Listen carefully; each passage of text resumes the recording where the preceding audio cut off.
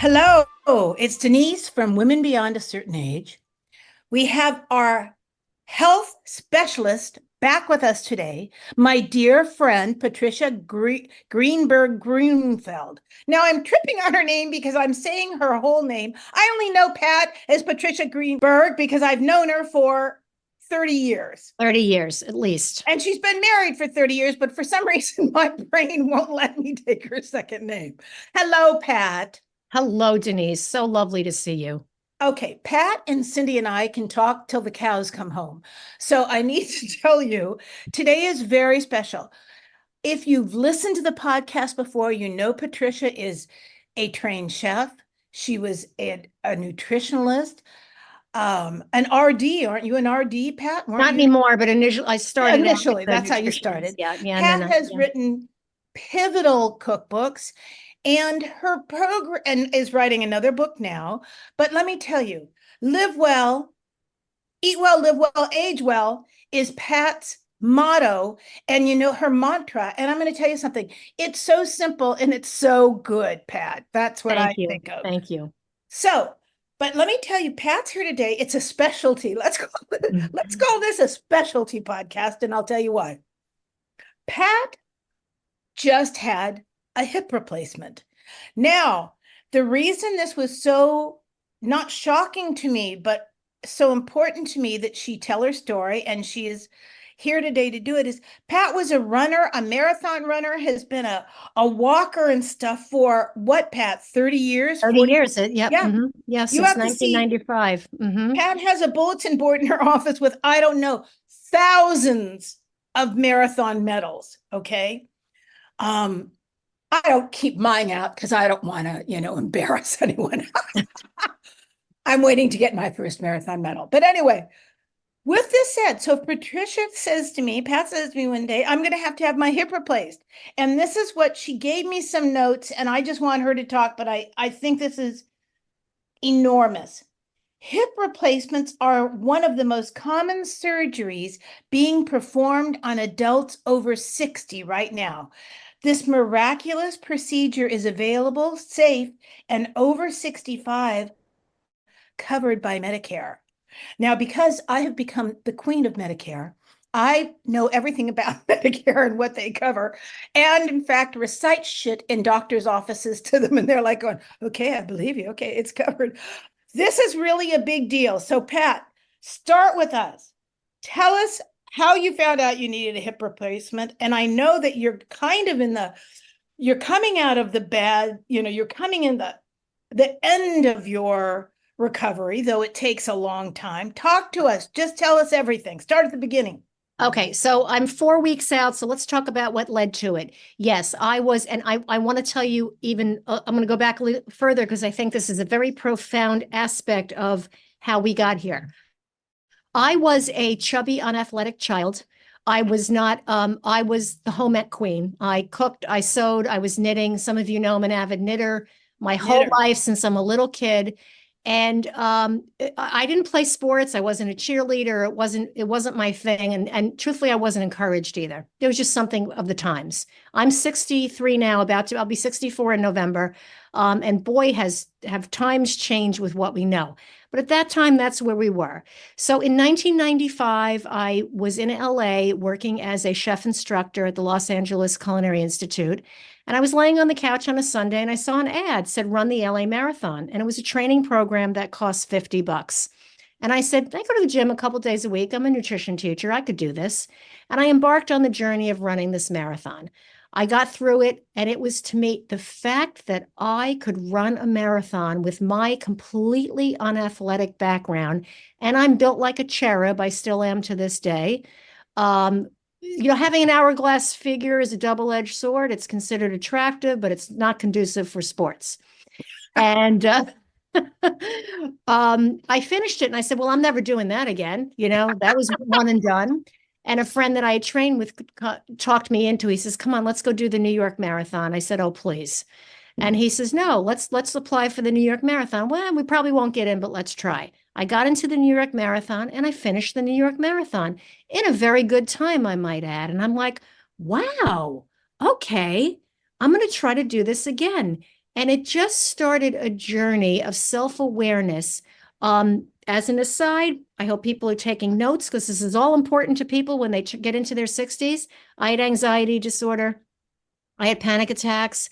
I was nervous all the time. I wasn't the most fit person in the world. Marathoning changed my life. I'm not saying it's for everybody, and I don't think everybody should do 20 marathons and 110 half marathons like I did, but it set me on a journey. It changed my life. When I crossed that finish line, I knew I could do anything I mean, it gave me confidence. It gave me, and Denise can tell you firsthand, I started doing television. This is the mid 90s. I started doing cooking demonstrations for my cookbooks. I started teaching to larger crowds. I became involved in our food organizations. I got fitness training certification so I could help other people that not were only looking for nutrition advice to lose weight, but also how to manage that. It became an entire cottage industry within my world. And I just kept it up for years and years and years. And then I stumbled upon these clubs, run a marathon in all 50 states, or a half marathon, or a 5K, running groups, walking groups. It opened up a world to me that I never knew existed. And to this day, no matter what we've been through, birth and life and death and all kinds of things together, and we're still so bonded. This is, it's 29 years ago that I ran my first LA marathon. So about 2018, I was really taking this on. Now 2018, I was 57, right? Yeah. And I ran LA Marathon, Boston Marathon, and New York Marathon, I think, all in 1 year. And I was trashed at the end. When it got to November, I could barely walk when I was racing. And I went to the orthopedic surgeon. I said, "There's something wrong." He says, "Oh, you're so fit. You just probably have a little bursitis." Uh, FYI, everybody, again, that doctor's not listening to women when there's a pain. And it took them a year and a half to acknowledge, to get me an MRI and to get me what I needed. And I had an MRI, and the doctor said, "I'm shocked at the level of joint degeneration in your hip." And I said, I told you, I'm not making this up. So the first line of defense, if you will, was, "Well, when does it hurt?" Well, it starts to hurt about 2-3 miles in. Well, then just run 2 or 3 miles. It's Oh, like, see, okay, this is that's not, bullshit. it's This is insane. bullshit. Bullshit. So I embarked on a journey of what do I do with this? And it got to the point where a mile or two really started to hurt. And this is already, I'm going back pre-pandemic. So I switched to walking. So I went from running to walking and shorter distances and going to the gym and trying to stay as athletically fit. But I want you to really understand how this can wreak havoc on your psyche when you've done something that changed your life for the better in ways you can't even describe. And now it's being taken away from And now you. you have to give it up. And now I have to give it up. And I No. still have a bum hip. Like, I don't know what's wrong. I don't know what I'm supposed to do. And all the doctors say, "Oh, you're 10, 15 years away from a hip replacement. Just, take Advil. You can take up to 12 Advil a day, wrap your leg up in a bandage, and just like hockey players, Yeah. take your broken nose, put a piece of tape on, and go back out on the rink." I mean, this is a rough and tumble crowd, these orthopedic surgeons. And it just became more and more unbearable. And then, but they kept saying, "You're really far away. You don't need it." Now I'm limping, I'm throbbing, I can't sleep. So this has been a journey since about 2019, 2020. Now we're in the height of a pandemic. Nobody's getting surgeries. Nobody's going to the doctor. So I just kept walking, meeting my friends. I said, I'm just going to do 5Ks. And just FYI, a 5K is 3.1 miles, very manageable for most people. And I, to this day, encourage you, I don't care what level of fitness you're at, if you could get to 3 miles a day, you're doing great. That is a very, very respectable distance. If you can't do it in one event, go a little bit in the morning, a little bit midday, a little bit at night, whatever it is, get out and move your body. That's the mantra. I don't care what you do, just get out and do it. And walking is the king of all exercise. It works everything. So finally I went in and I said, now I'm getting to I can't sleep. I can't sleep on my right. I can't sleep on my left. I can't. They did an x-ray and they said from April of last year, the year before till this past April, there was no degeneration. And then from April to January, there was even more degeneration. So I just scheduled the surgery. So leading up to the surgery, I did everything I was supposed to. I did what we call the prehab, which is doing all the exercises that you do after I'm doing up to. I did a lot of research. I was afraid, but not afraid enough not to do it. Yeah. One thing I want to say, you are replacing a God-given bone with metal, and you need to be aware of that you are putting a foreign substance. I'm not trying to scare anybody off. No, but it's you are true. putting a foreign object into your body, whether it's a plate, a screw, a hip replacement. It does change the composition of that joint. There's no question about it. So to say I'm like brand new, I have a new hip, yes, you can say that, but there is a reality. There's a foreign object in your body. So some of the things leading up, they tell you have to have all your dental work before the surgery. You can't get cuts and scrapes. You got to be very, very careful about infections. The doctor said, don't walk around barefoot. You're going to step on glass. Because if you get an infection, the infection goes straight to the artificial joint and can create very serious infection in your hip. So I abided by all those rules. Denise, did you have a question? All I was going to say, Pat, when you were saying that, and we'll talk about this again, I think. Yes. I signed up for cataract surgery. Medicare pays, got the best. He's the best here in Ventura. He sits on all the boards in Cedars-Sinai, blah, blah, blah. The night before, so I've done everything I was supposed to do, like you're talking about. The night before, I'm going to be there at 7 a.m. My husband's driving me. I start thinking about someone cutting into my eye and putting a new lens in there. And I got totally freaked out. I mean, for about an hour. And I said to Kenny, well, as soon as the clinic's open in the morning, I'm not going. Right.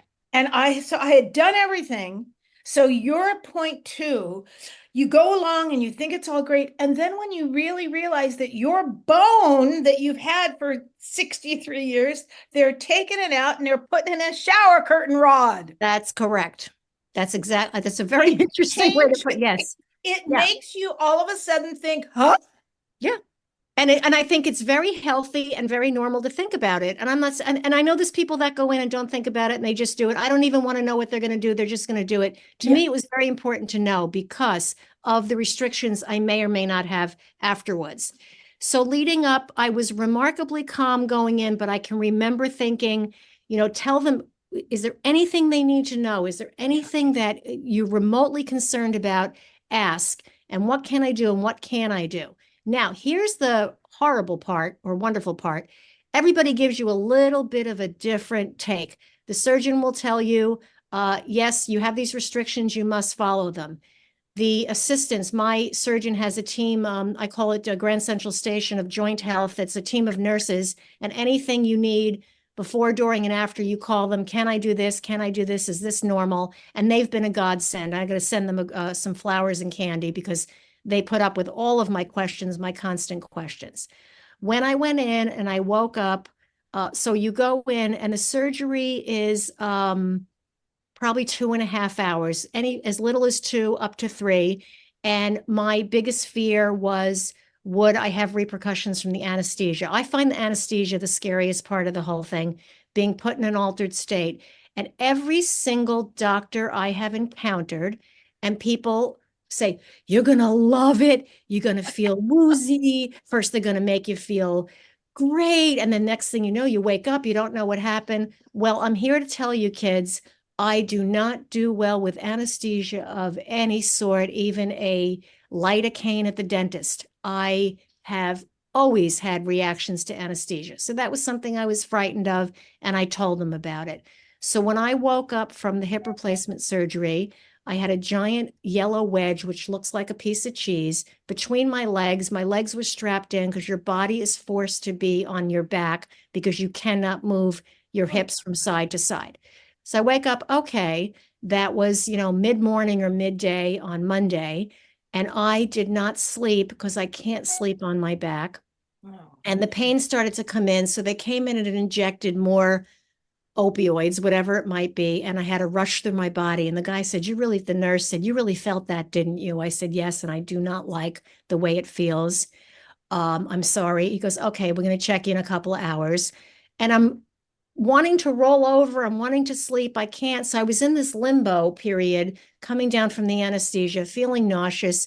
I sit up. They lay out 7 pills for me. And they said, we're going to give you this tramadol, which is a lighter opioid. They call this the breakthrough drug. So that's the drug they give you in between the big guns to hold you over. So that was enough for me. I said, no more opioids, no more. I don't even know what they were giving me. I refused the stool softeners. And by the time I got home, I think I was down to 5 pills. So the overnight, 3:45, I kid you not, they wake me up in the morning. How do you feel? I said, okay. They go, okay, sit up. Sit up. Okay, get out of bed. And the guy's like, you look exhausted. Sorry to wake you up, but we have to do this. Okay, I want you to go. They pulled out the catheter. We want you to go to the bathroom by yourself. Denise, can I use language on this show? Of course. I said, are you fucking kidding me? You want me to get up and walk to the bathroom and pee by myself? Like I knew I was still a little. Yes. Yeah, we want you to go in the bathroom and pee we'll be outside the door. I said, you're going to close the door behind me and leave me alone in there? And that's what they do. You get up, you go to the bathroom, you make sure you can pee, you make sure you can sit, and they have a boosted potty seat, but you got to make sure you could sit down, get up and walk out and open the door by yourself. I was like, OMG. Okay, so I get back in bed. A couple of hours later, orthopedic surgeon comes back. You girls are not going to believe this. Got me out of bed, made me climb up the stairs. God. I said, okay.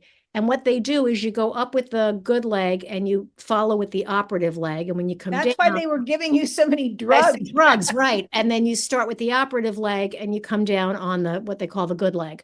And then I was walking up and down the hall. I said, this is astounding. It hasn't even been 24 Yeah. hours. If you can get up and go to the bathroom by yourself, you can walk with a walker, obviously, and they're supervising you. I'm really not trying to poke fun. Yeah. And you go up and down a couple of flights. You have to walk backwards, walk forwards. You're discharged. I know. You're considered ready to rock and roll. So I said to the nurse, are you throwing me to the wolves? Like I was feeling, no, we're not throwing you to wolves. This is protocol. So my husband comes in at 10:30 a.m., 11. Occupational therapist comes in and teaches me how to use the long-handled squeezer to pick things up off the floor. They taught me how to put my underwear on without leaning over, and they sent me home. I'm like, okay, don't send me home. I was like, no, I can't do this. But let's talk about home. Before I went into the surgery, I put it's called a 3-in-1. It's a chair that goes over the bathroom and doubles as a shower seat. And you could either keep it by your bed, keep it in the bathroom. So I had a walker and a potty booster upstairs. I had a walker and a potty booster downstairs. I put all my clothing that I thought would be comfortable. Great tip from a friend of mine. She said, put out cotton dresses, even nightgowns, because you don't have to put on underwear. You don't have to put on pants. I You just saw put on a you. nightgown. And I thought, that's fantastic. I'm going to That come was home so with a nightgown. smart. I So saw brought a you. nightgown. I brought a dress to the cotton dress to the hospital to go home in. And so I equipped the house. All the clothing was chest level, so I could just reach for it. And I bought tuna fish, eggs, really easy to prepare food, and had it all ready. And I made a giant vat of soup and I froze it in little individual Ziplocs to last me for 2 weeks. So I was ready to go. I put bedding and linen and blankets in the den in case I couldn't get up the stairs. And I also had the upstairs prepped. I was able to, once I got home, to get up the stairs. Now, some of you might have seen on my Facebook page, I had these otherworldly contraptions on my legs. So when you come out, they have compression stockings on your legs, and they have a continuous compression sleeve that's battery operated. It just is squeezing your legs, and you wear them for two full weeks, 24 hours, to prevent blood clots. I want to warn everybody, do not be alarmed by the swelling. I sat up in a chair a couple days after because my nephew and my sister came out to visit, and we were having so much fun. I sat at the table for 2.5 hours, and my knee looked like a bowling ball when I stood up. The swelling was enormous, but as soon as I lay down and propped it up. The second thing is, whatever you can do, get help in the house, a friend, a family member. If you live alone, beg for those 3 or 4 days in the rehab just to adjust, because there's no way anybody can do this by themselves. I don't know how anybody goes home without help after any kind of surgery. Don't be alarmed if this is too much information area, but your labia can swell. If you're a man, your scrotum can swell very, very large. The whole area can become absolutely gigantic, and then it comes down again. So, but what they're doing is you can't, you look at it and you freak out and you Of don't want to walk. course. You got to get up every day on that walker. And if you're confined to the upstairs or you're confined to the downstairs, you circle your living room 100 times. It doesn't matter. You must keep moving. It's antithetical to what you want to do. And you just want to sleep the whole time, but you got to get up and move. So how you manage that is 2 hours on the couch with your foot elevated in ice. 5 to 15 minutes, whatever you can tolerate of a walk, sit down again for an hour, put the leg up, make sure you're eating. Again, yogurt, cottage cheese, hard-boiled eggs, cans of tuna fish, pre-made salads, really, really easy food that all you have to do is reach for and you have it. So even if you have help, you can help yourself as well. Yes. And don't be concerned if you're exhausted, that's normal. You can be tired up to 2 weeks. Now, I kept getting up and moving, but I want to tell you girls, I was nauseous 24 hours a day when I got home. So by day 4, we had this lovely lady that came in and took care of my mother-in-law and then helped with my husband when he was bedridden with a broken ankle. And I called her up. I said, can you come and check my incision? Can you make sure my meds? She came in, she got me off of 3 or 4 of the meds. You're taking way too much. You're taking too much blood thinner. She's an orthopedic rehab specialist. I just lucked out. She took me in the shower, put me on the chair, showered me, because one of the problems with all of it, it's a whole package of you can't walk, you're tired, you're terrified to go into the shower by yourself. Because they tell you if you fall, you're going to be rushed to the hospital.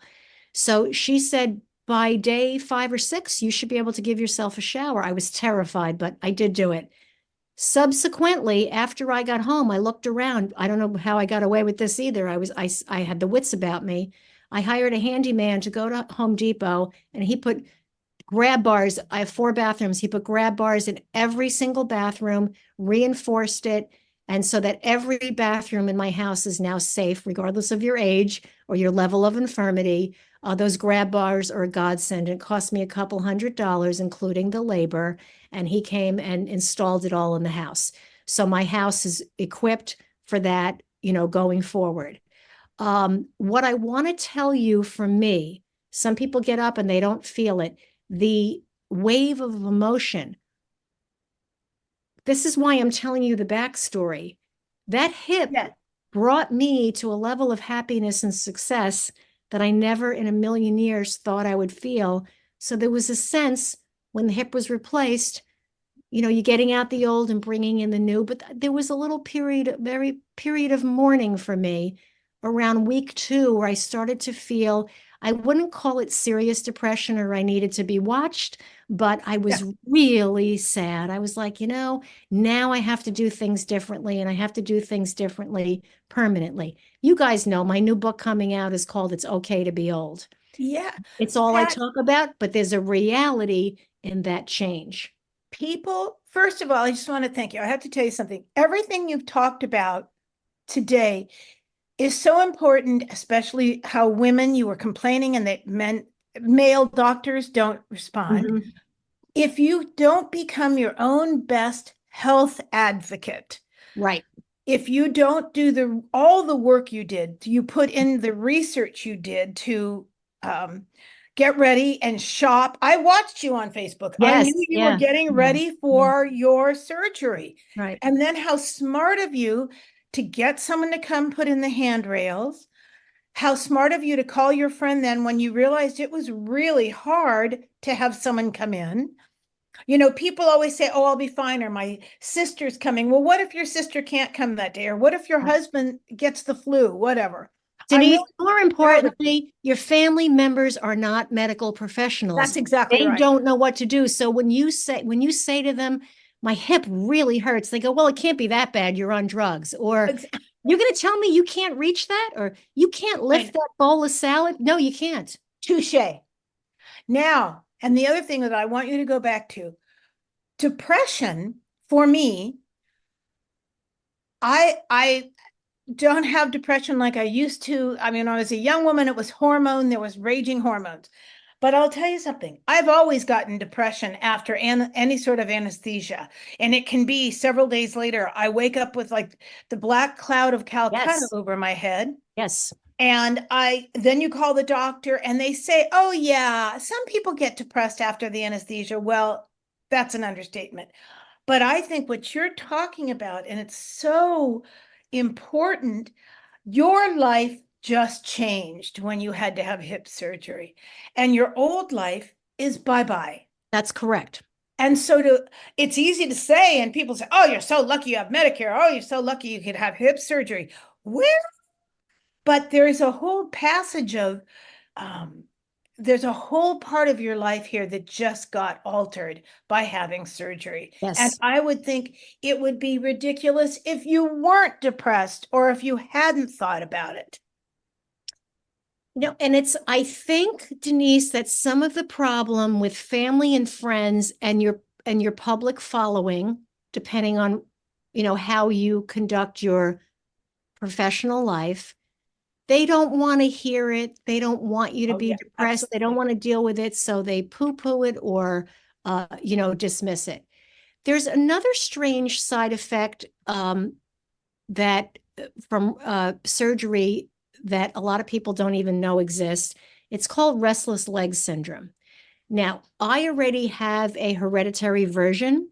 And what it is when you lay down at night, you get the sensation of restlessness. Your body actually gets restless and needs to stand up, antsy. For some people, it is so severe, it feels like, creepy crawlers in your legs. For some Yes. people, like for me, it's mild. And I take vitamin B complex. And like I said, all the running and the exercise helped it tremendously. So you can imagine I had that. Now I'm strapped to a bed, right? And it turns out I did the research after the fact that there is a certain percentage of people who develop restless leg syndrome after hip surgery, and it lasts about 3 or 4 weeks. And they say if it lasts longer, let the doctor know. Now, can you imagine you're confined and you can't get up, and now you have this sensation that you're jumping out of your skin? Yeah. So that was something. The other was when this beautiful lady came to help me, and she said, you're on too much blood thinner. I was taking 2 aspirins a day. I was taking Mobic, which is a big guns, and it's an anti-inflammatory prescription that does what Advil does without the bleeding risk, because you Gotcha. got to really watch your bleeding after. Then I was taking an antibiotic and Tylenol, and I couldn't go to the bathroom for days, so I was Oh, taking I'm sure. laxative. Okay. So she said, I see people get bleeding in weird places that you don't expect it. I take one baby aspirin a couple days a week. It totally conflicted with what the doctor's office did. So what I did was I cut it in half and I took it every day. By day, I want to say 8 or 9, I'm trying to remember, I developed something called a subconjunctival hemorrhage, and it's a hemorrhage in your eye. If you haven't had it, I just want to warn you, it's almost like a bruise, or if you get punched in the eye and the whole white of your eye turns red like a blood spot. And it takes about 2 weeks to recede. So I developed one of those. I called the doctor's office. They said the blood thinner has nothing to do with that. If you look it up, right next to it, it says do not take blood thinners if you don't take aspirin, don't take anything if you develop. So I had to outweigh the doctor saying it has nothing to do with this. I have a bleeding in my eyeball. Okay. Yeah. I'm going back and forth. And so I stopped the blood thinner one day early, but I kept the continuous compression on my legs and I kept walking, and my weight is good and my fitness is very good going in. So I went on the faith that I probably would not develop a blood clot. And Yes. that's why I can't emphasize over and over and no matter what you're feeling, you got to get up, you got to do the PT. I started PT right at about the 3 week mark. My doctor's conservative and doesn't want you running up and down the stairs and lifting weights and doing all that. He wants it to heal. So his philosophy is to start a little bit later. So that's what I did. But I'll tell you, Denise, you're making everything you do in life, it could be minor. It could be you've decided to change your makeup regimen, or you decided to downsize. These are very, very profound steps in your life where there's the old and there's the new, and there's a new way of life. And no matter how positive those aspects of your new life could be, you have every right in the world. And you can post my website and let people call me. You have every right in the world to feel a sense of loss about everything that changes in your. Absolutely. I got one of those eye hematobas that you were. Yeah. But How it's scary because was Cindie, that? yeah, Cindie poked me in the eye on purpose. I mean, she bashed me in the eye, and it was really awful. And it was hard, abuse is hard to explain to anyone, Yes. especially when it's in, yeah, that was not, I'm sorry. I'm off the subject. Now, no, I got one of those once, Pat, and it scared the shit out of It's me. And just so scary. It's never so knew scary. exactly what happened. Tiffany worked with us. Cindie, I think I got it because Cindie taken a vacation. I think psychologically I gave it to myself. Yeah. Um, Tiffany calling me Frankenstein eye didn't exactly make me Yeah. feel good Yeah. either. Yeah. It's Now so it scary. disappeared. Yeah. Yeah. It I was does. okay. I It did goes go to the away. eye Yeah. doctor. Yeah. But honey, loss is loss. Do Right. you know what I mean? And as this is something which I'm sure you're going to talk about, and you've talked about it before in your last book. As we age, this is just me. When you're younger, your resilience is different. Oh, it's a bad day, but you're busy and you go ahead and, okay, you get over it, which is why you have hangovers when you're young and Right. not when you're old. Right. Because finally you think, I don't ever want to feel this way again. Well, I always think of it like mahogany. You have this beautiful mahogany table, but if you keep hurting that mahogany table, the veneer gets thin.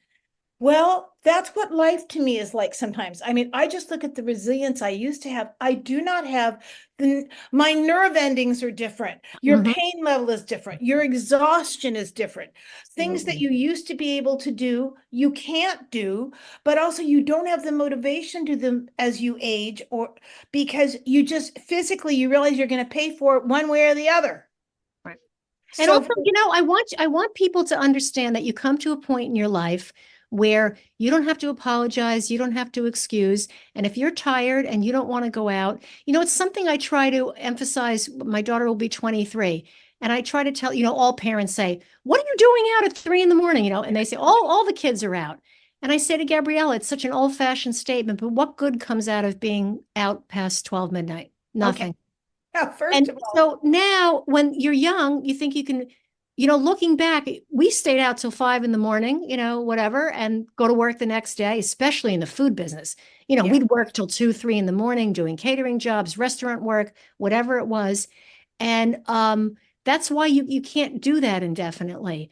But the part of being older, and you realize that you may not have the resilience, the energy, you're exhausted easier.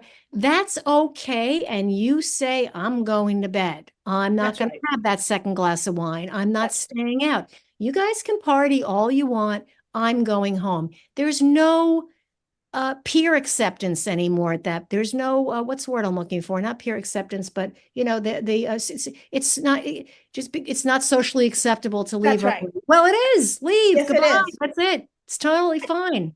All those things that you're talking about are personal boundaries, Pat. As Yes. when we're younger, you don't want people to say, "Oh my God, what do you mean you're going to Yeah. bed Yep. now?" Or, Yep. "Oh my God, aren't you coming to the party on Saturday night?" Right. And now, I mean, for me, which is why I totally understand the sense of loss, but I weigh everything. Would I rather be home with my dogs and watch my favorite TV show with my husband, and we're going to get up the next day and go to the farmers markets?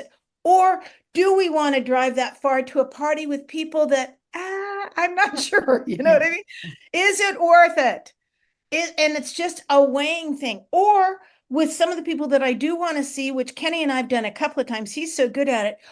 We have a cocktail party by Zoom, and we each bring a beer or a glass of Oh, wine, how fun. and That's three so different fun. couples, and Hmm. we all say hello to each other. Right. I mean, lots of times what we've done now is we go out for lunch. I We was meet just going to friends. suggest that. Go out, but go out earlier, We go out for lunch at noon on Sunday until about 2:30. Then maybe if there's a farmer's market still happening near the restaurant, I buy some flowers. It's the most lovely afternoon. There isn't the same traffic, the same confusion, the same money, and people can go to sleep when they want to. That's correct. And I also also want to everybody's say, different. my husband, who is still going strong, he's in his 70s going on 25. And I tell him, if he has a lull in the afternoon, Take go a nap. go to bed. It's like, oh, I can't sleep during the day. One of his best friends, who's a doctor, he actually puts his pajamas on at 3 in the afternoon and gets in bed, shuts the lights, cools the room down and shuts the lights off. And he takes an hour or two nap and he gets up and he has dinner. And he said it's a game changer. He said he feels fantastic that he takes that nap in the afternoon. Lack of sleep and exhausting your body and going 90 miles an hour is the worst thing you could do to yourself at any age. That's And it's right. 10 times worse as you get older. I have been, I've had a hip. My right hip would get sore for the last 20 years, Pat, different times, Yeah. not all the time. Then I found out one leg is a little longer than the other. This is the longer leg. But to make long story short, everything you're saying, I went immediately to an orthopedic surgeon here in Ventura, orthopedic spot. They're the most wonderful doctors. They took an x-ray, and by the time I got my pants back on, the doctor had it on his computer. It's called Ventura Orthopedics. They're incredible. They take Medicare. Yes. And Yeah. so when so I was sitting next to him thinking of you because you had just had your surgery. My hips, he said, no, Denise, your hips look good. Okay, So good. I have a soreness. It is bursitis. It comes from more my feet probably than anything. So I wear Vionics, which have changed my life. They're special shoes, and some of them are even cute. But what you're talking about is then he said to me, well, let's try. So for people that aren't ready for surgery, I start therapy on May 7th. So I'll go to his twice a week for about 8 weeks. And he said, if it still gets sore sometimes, he says, then we can do an MRI and see if something else is going on. But is the x-ray look good? And he said, and then we can always do a steroid shot or two. There's so much treatment So out there's a there. lot of good Yes, stuff. But yes, for you, Pat, absolutely. I think but you did everything right. Yeah. Thank you. And being your own advocate. And I also say this to people only because, and who's taught me this is my husband. My husband has taught me about research because he's an attorney and always had to research everything. So when I've had some issues once in a while, now I'm not talking about WebMD or something like that. I read so many different articles on something that's bothering me, and then you make your own informed decision. But I feel going to a doctor knowing some of that is so much better than just thinking that the doctors are going to do the right thing. Denise, you're making a very, very profound observation about, first of all, PT is going to be like a personal trainer. You're going to go Yes. twice a week for however many weeks, and you are going to feel strong and empowered. And it's a workout, and they know exactly what to do at your age, your height, your size. Yeah. They have it down to, I mean, it's personalized medicine. It really is. It's amazing. But there are people in their late 70s, early 80s. I heard of a case the other day. Someone told me the person was almost 90 and they were still performing hip replacement to get them to be up and mobile, because that's what I can't emphasize enough is that no matter, even if you're compromised, and you told me this, Denise, is to get a bicycle. I'm back on the stationary bike already. Amazing, right? After just a couple of weeks out of surgery. But it's like, you could go to a spin class. You could go to like you said, the three-wheeled bike, the tricycle bike. You can get fat tire bikes. You can do all kinds of ways to safely not only rehab a hip that you have changed, but also prevent problems later on. And we're doing this at much older ages. That's what's astounding to me. I'll tell you this, Pat, you said it, the older I get, all I know is this: really good sleep and good food and lots of movement. Anything Yes. you can do that's movement. That's my thing. Do you know what I mean? And Absolutely. since I've started taking Pilates, I'm telling you, it's changed my life. Everybody swears by it. I have to get over there. I As feel soon like as a I'm cleared, I ninja. think I'm, I feel like a ninja. yeah, When you talk yeah. about it, from instead of feeling like, is my back sore? Oh, my shoulder's been bad for 20 years, or my feet hurt, all this stuff. I take Pilates and I come out of Pilates and I think I am strong. Let me also, I just want to point something out because I know we're getting to time soon, is that we talk about socializing. Just a little FYI, a little plug. There's a show on Hulu called Boomers, and it's about three couples. I think it was it was aired originally in 2016, and I'm just loving it.